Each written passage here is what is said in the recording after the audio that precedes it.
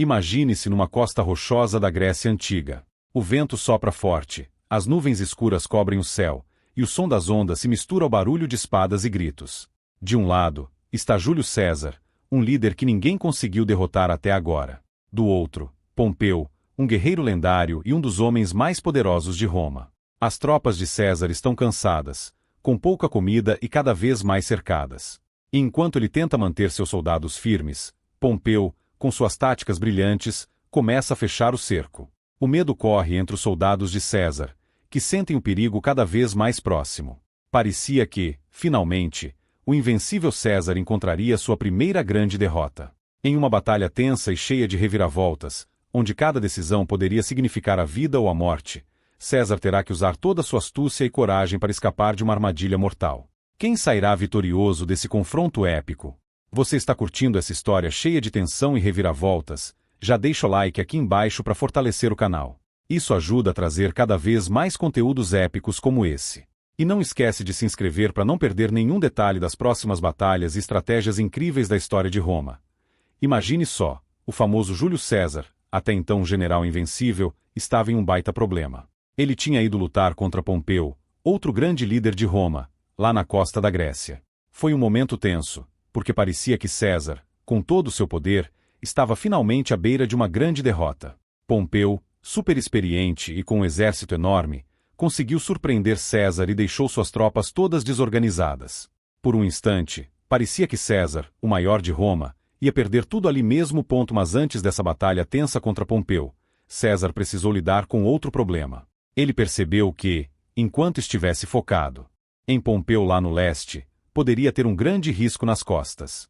Por isso, ele decidiu marchar para a Espanha primeiro. Lá, Pompeu tinha deixado suas forças, comandadas por dois generais, Afrânio e Petreio. César sabia que, se não enfrentasse esses caras antes, eles poderiam atacar suas tropas por trás quando ele menos esperasse. Esses generais, Afrânio e Petreio, estavam bem espertos. Eles tinham escolhido uma região chamada Lerda, que hoje é conhecida como Lérida, na Espanha. Esse lugar era super importante, porque estava no meio de rotas de abastecimento, o que dava uma vantagem enorme para eles. César sabia que não podia deixar aquele esconderijo dos inimigos intacto, então ele marchou rapidamente para a Espanha, pronto para dar um jeito nesses dois e garantir que suas costas ficassem protegidas antes de qualquer coisa. Agora, César sabia que, para vencer essa missão na Espanha, ele precisava ser mais rápido e esperto do que os inimigos. E ele era ótimo nisso. O historiador Cássio Dio até descreve como César marchava com uma determinação incrível. Ele sabia que, se conseguisse se mover bem rápido, poderia impedir Afrânio e Petreio de juntar suas forças ou de preparar uma defesa forte.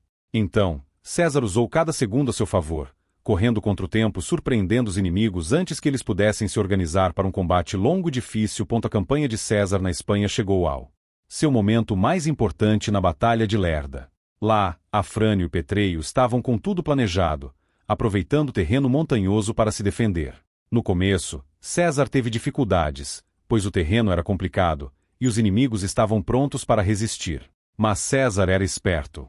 Ele logo encontrou uma forma de virar o jogo. Em vez de atacar direto, ele cortou as rotas de suprimento dos inimigos.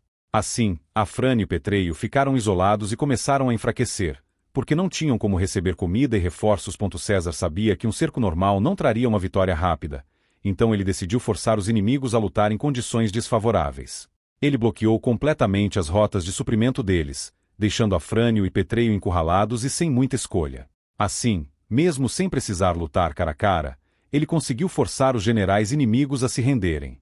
Eles estavam tão desgastados que não restava outra opção.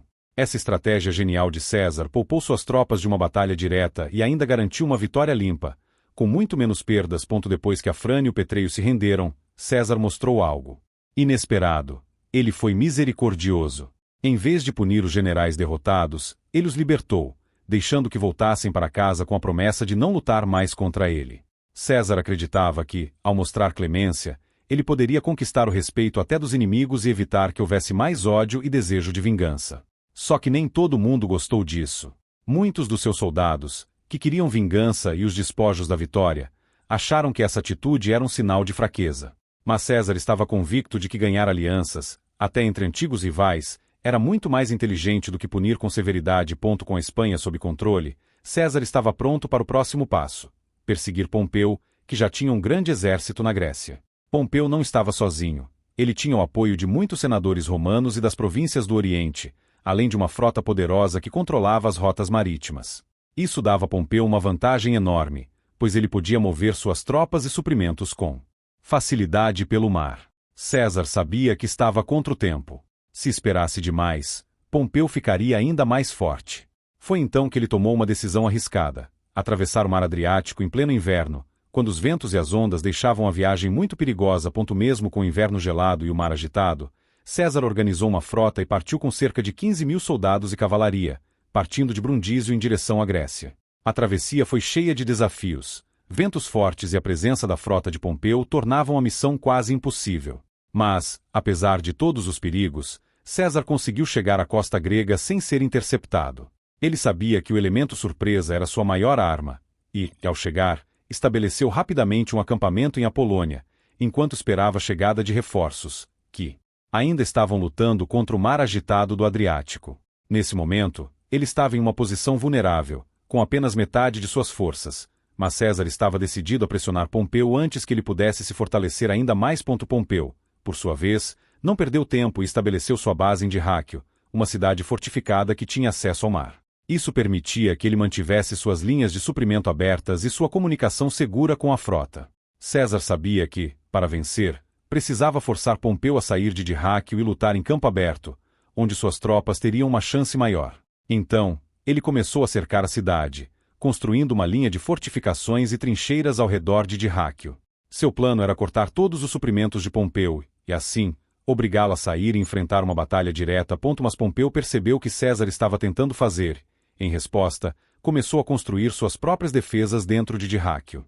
Ele criou uma linha de fortificações para proteger suas tropas e manter sua ligação com o mar. O cerco se transformou numa verdadeira guerra de engenhosidade e estratégia. Ambos os lados buscavam vantagem, com soldados cavando trincheiras e construindo muros para protegerem suas posições. A cada dia, pequenos confrontos aconteciam, com as tropas testando as defesas inimigas. César, com suas forças espalhadas ao redor da cidade, começou a sentir a pressão. Manter um cerco tão grande exigia muitos recursos, e ele sabia que, sem uma vitória rápida, poderia começar a ficar sem suprimentos e força para continuar. A situação ficou ainda mais tensa quando Pompeu percebeu uma fraqueza nas defesas de César. Em um movimento surpreendente, Pompeu lançou um ataque certeiro em um ponto menos protegido, rompendo as defesas de César e forçando suas tropas a recuar de forma desordenada. Foi um momento crítico. Parecia que toda a campanha de César estava à beira do colapso.